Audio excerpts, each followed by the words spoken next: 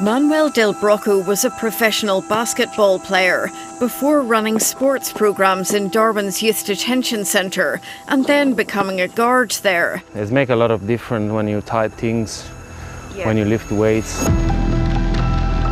He says his life changed forever when a colleague pushing a detainee into a cell slammed the heavy door on his fingers, severing two of them in March last year.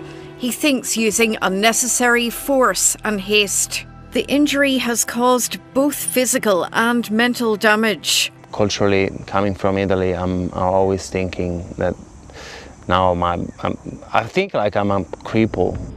He also blames his injury on heightened tensions and fatigue in the centre, caused by weeks of understaffing. The government says at the time of the incident, rosters were fully staffed, but Mr. Del Brocco says that's incorrect because of absenteeism at the time. Once you're just 2 or 3 guards, and most of the time, to unlock the kids, you have to do rotations between blocks. So I was a pretty stressful situation.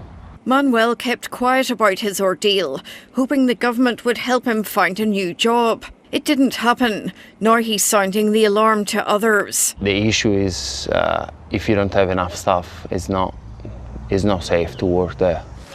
The union representing prison staff estimates the network is short 120 workers. There's really worries that there is going to be a riot or something is going to happen.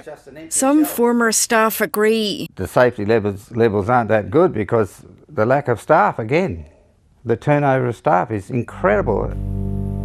The NT government admits it's got an overcrowding, understaffing crisis across its prison network, but says it's expediting recruitment and moving prisoners between youth and adult facilities to maximise space and keep staff safe. Are we short-staffed? Of course we are, but you can't have a record prisoner crisis and not have your staff under pressure.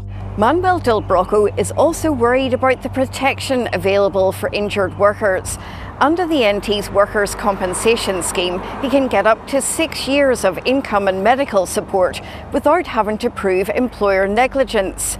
But the NT is the only Australian jurisdiction where workers can't sue for compensation. An employer's insurance company decides how much they get. Overall, I'm gonna get paid probably 6 or 7 or 8 grand. I think it's not fair. The government thinks the NT has one of the most generous workers' compensation schemes in Australia. Some legal groups think that's right for short-term injuries, but not for many others. If you have a long-term traumatic injury and that injury is below 15%, then you're worse off if you can't sue. Manuel Del Brocco is trying to stay active and positive, and he's found work in the disability sector. He wouldn't advise anyone to take up the job he was injured doing, unless safety and compensation conditions change. You get the money, but obviously it's not worth it. Living with the cost of a high-risk job. Jane Barton, ABC News.